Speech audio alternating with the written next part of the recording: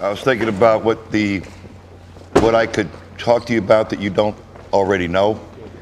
I mean, all of you I got a respect for every man in this room doing what you do. It's to me the most honorable profession. I mean, if I was your age, I'd rather be doing this than acting. But that was a long time ago. Anyway, I think the most important thing I can say to you guys is I got a couple decades on you, so it comes from experience. From experience, what I've noticed is it's when you're done with all your various different coaches, it's your mindset. You got to develop a technique that works for you, and it's all basic, really. It's all like, I remember back when I was a young amateur fighter in the Fifth Street Gym, when Ali was there in Miami, and I was there for 7 years in the same gym, and I'd watch him, you know, and I didn't quite know how come he was so great, but it was like, they're able to go in there and understand distance. And the other thing is, if you concentrate, you can't concentrate unless you're relaxed. And that's the biggest thing in the world. Back in any boxing gym, you'll see guys that are known as great gym fighters. They can kick anybody's ass in the world in the gym.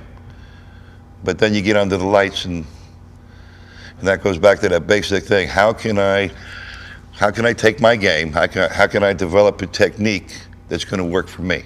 Because all I want to do is win.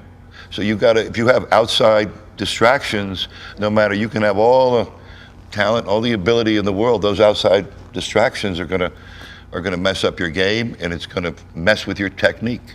If you fall down, you get back up. It gives you an opportunity. Being young, especially being young. I mean, the other thing about being young is you're only going to be there a short period of time.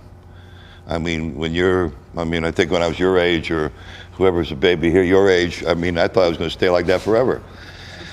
But you know, you're only going to be there. We're only in our prime for a very, very short period of time, and you can lose a fight or two, but you can't. It's like the philosopher Marcus Aurelius said: if you trip over, only a fool trips over the same rock twice.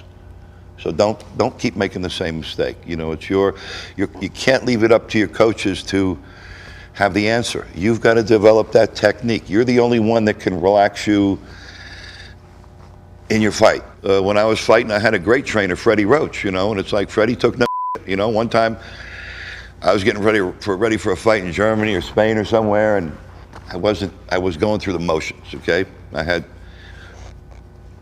had my normal sort of thing that used to make me disconnect, that's not the word, stray, you know. And so I was out not training great, and Freddie came up to me one day and he said, "I'm leaving, I'm going back to Las Vegas." And I said, "Why?"